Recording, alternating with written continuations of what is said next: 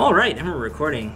Hey gang, Andy here, and I'm making a YouTube video response to Ancillary 2. At least I think that's how you pronounce his name. If I goofed it, I apologize. But anyway, I'm making a response video to his response video, responseception, of the whole Linkara please let the ads play video.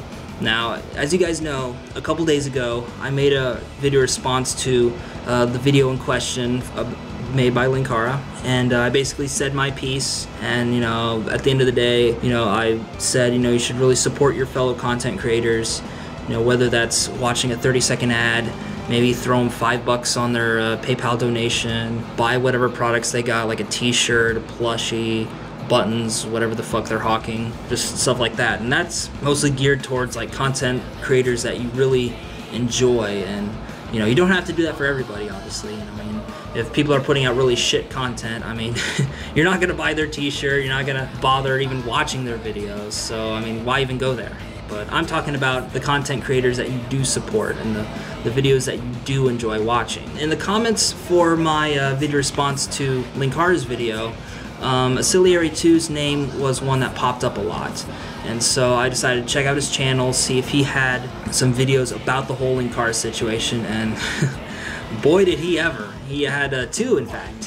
One was a straight up parody of the whole Linkara thing. You know, he's on a beige couch, you know, whining and throwing his arms up in the air and shit like that, and I thought it was funny as hell, I gotta be honest. So I left a really positive comment on that video, and then I watched his second video, which is the response that I'm making this video to, which was a play-by-play breakdown of the whole video that Linkara made. I was originally going to go in a little heated, a little hot-headed, and just kind of be like, you know, fuck you, you don't know what you're talking about, you're just an old stuffy dude that just wants him to get a job flipping burgers and shit like that, blah blah blah. But I actually sat down and watched the video. I know, watching the whole video is crazy, right? You know, just read the title, that's the whole thing. I did watch the whole video, and god damn it if he didn't make a lot of good points. I can't be mad at him, I can't call him a slimy little shitbag or any of that other stuff. He made a lot of really good, honest points. Admittedly, he took a couple pot shots.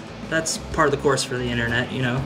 You gotta have a thick skin to hang with the big boys, you know what I'm saying? I just wanted to make this video to not really talk about the stuff that he talked about, because he already said pretty much everything that, you know, I'd just be restating his points, and you know, I didn't want to make a video, you know, restating the points that I made in my previous video, because I thought that I said my piece pretty well. I did want to put my perspective on things as to why the whole Adgate video, as it's been referred to by him, has gone so awry in the comments and stuff like that. And I've been keeping up in the comments not only with my video, but with Linkara's video, on his blog. I haven't even gone to that guy with the glasses forums, but I've heard, you know, everybody's losing their damn minds, you know, they're just losing their shit about watching a 30-second ad and stuff like that. I just kind of wanted to put my own 2 cents into the issue, and that is, simply put, you know, I just want to explain to you what advertising actually is. Basically, advertising, in its most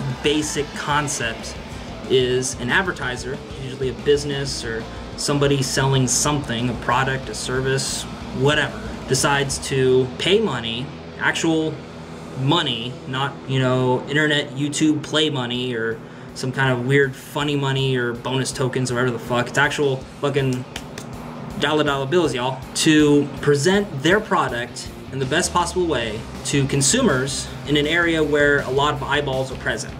They want this particular medium to present the product in such a way that it would kind of entice people to, you know, buy it or try it out, or just kind of, you know, get more information to see what all the fuss is about. That's the general concept of advertising. Now let me tell you what ad blocking does, and why I think that ad blocking is stealing. And it is stealing. The basic mechanic is this: advertisers pay money to not only make ads, but to put the ads up in places where there's the most eyeballs, or an area which has a lot of eyeballs in general.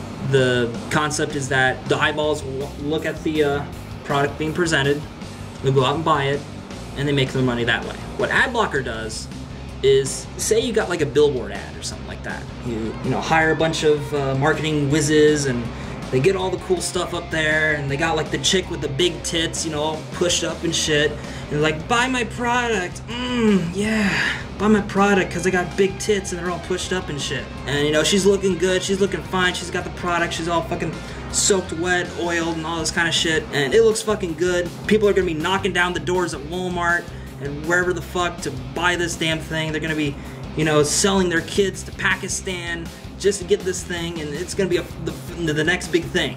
It's gonna be a big craze. And they put the advertisement up, did it all nice, pretty, nice and straight, all nice and looking good in the right place with a lot of eyeballs. It's looking good. And then some asshole with a can of white paint and a roller brush does this all over the ad. Blocks the thing out. Can't see shit.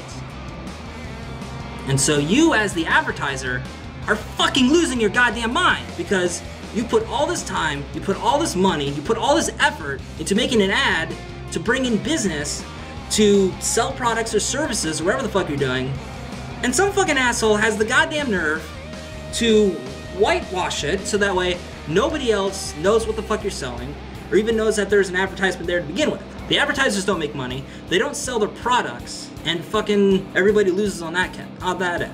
Where the content creators and all those other people come in, they come in on the back end. The content creators are kind of like affiliate marketers, you know? They do the advertising for these people, you know? They're like, you know, hey, I tried this product and it worked for me, and here's what's so cool about it, you know? And they kind of use their own fame and stuff like that to market the product. It's basically like using celebrities or something to hawk your shit. That's kind of where, you know, affiliate marketers and, you know, a lot of the AdSense revenue and stuff like that comes from. They're using a known presence, whether it's, you know, a celebrity or like an e-celebrity or whatever the fuck, to gather a lot of eyeballs, because they know people are going to be watching for his or her show, present the ad, and then those eyeballs will be like, you know what, that bottle of soap, or maybe, you know, maybe I'll go to Applebee's for supper or whatever the fuck.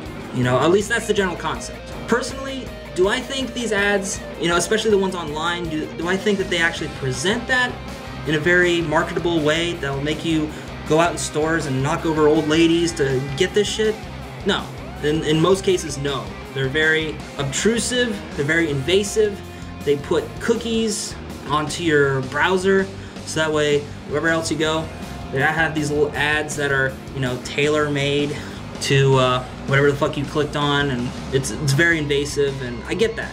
You know, I'm really pissed off at the way that they're doing things too. Now, I can kind of understand why, you know, for marketing purposes and trying to get ads tailor-made to you, which will produce a higher click rate. You know, if they present ads that are geared towards you, that will gear towards your interests, you're more than likely to click on it, you know. I mean, I'm not in the market for like hair products, fucking obviously. An advertisement for like L'Oreal or fucking hair curlers, wherever the fuck, you know, is not gonna appeal to me. So obviously I'm not gonna click on the ad. But I'm a guitar player, not good, but I play it. Maybe an advertisement for like a particular guitar model, or maybe like an amp or something like that, would be a little more appealing to me. So I'm more likely to click on the ad for the guitar rather than the ad for hair curlers or L'Oreal or whatever the fuck. That's the general concept behind that.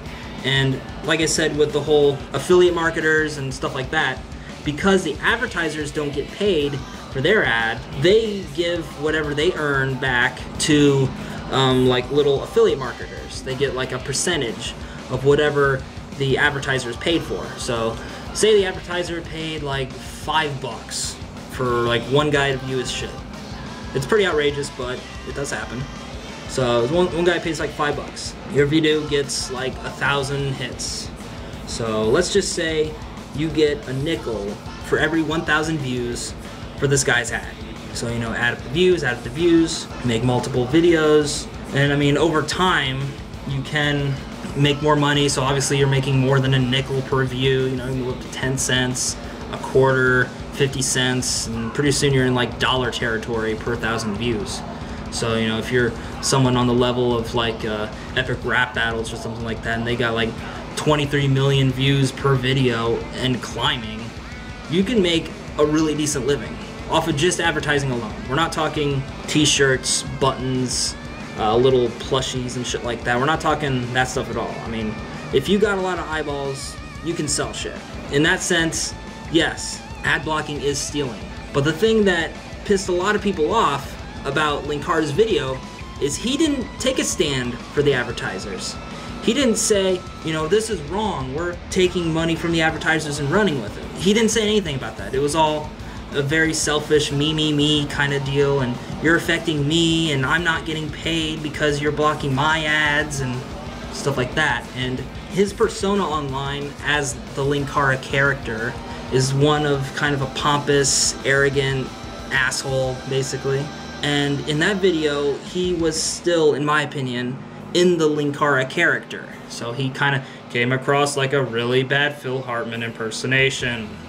You know, that whole deal. I think if he would have came out a little more honest, I mean, if he would have came out as Louis Lovehug and not the Linkara character, then I think people would have been a little more receptive to that.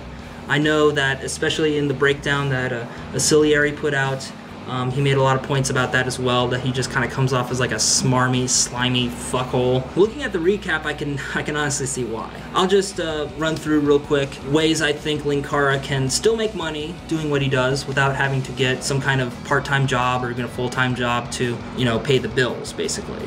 And that is what a lot of tech blogs are doing is putting in-video advertising. And I'm not talking about the little 15, 30-second, you know, pre-roll ads or mid-roll ads or whatever. I'm talking about, you know, this video is brought to you by so-and-so.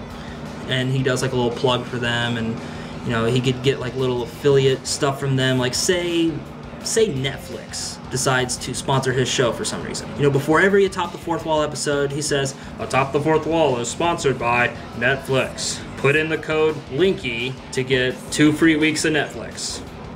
You know, he'll get some back end off of that as well as the initial advertisement for Netflix. If he pulls in a lot of eyeballs, he could make a lot of money off of just that alone. Like I said, he could do some affiliate products related to his show, like if he wanted to support like some independent comic book, I guess label, company, whatever they call them. If he wanted to support like an independent company that makes comic books and comic book memorabilia, or maybe like stuff for a store, you know, he could, you know, do the little in-video ad, you know, this video is brought to you by Doug's Comic Book Shop, or something like that. If you say the code LINKY, you'll get like 10% off or something like that. You know, just little things here and there that he can do. And obviously, you know, because he does make a lot of videos, he's not just, you know, sleeping on a pile of gold or anything like that, which I think a lot of commenters think he's doing. He could learn to streamline his video process. If editing and rendering videos does take a lot of time and effort, there are ways he can streamline the process. I mean, he doesn't have to, you know, have all this extra like green screen work and stuff like that. I mean, he can save that for special episodes rather than doing it, you know, every episode. So that way it'll streamline the process. Streamlines the process. He has more time to work on more videos, time to write, you know, better scripts, or, you know, if he does it enough, he can get like a part-time job or something like that. I mean, if he's really hard up for money, stuff like that. That's just a couple suggestions that I have for Linkara and his money woes. I know this video is like ridiculously long. I appreciate you guys for watching this video, and Aciliary too, if you're watching this as well. Definitely thanks for the video response to Linkara's video, and I really liked the parody episode. That was pretty cool. Sorry it took so long and I kind of went on rant mode there for a second. This is TheAndySan, signing out for now. Thanking you guys for tuning in to this video and others, and I also want to thank you guys for liking, commenting, subscribing, sending a few friends to the party, and hey, as always, we'll see you next time. Bye guys.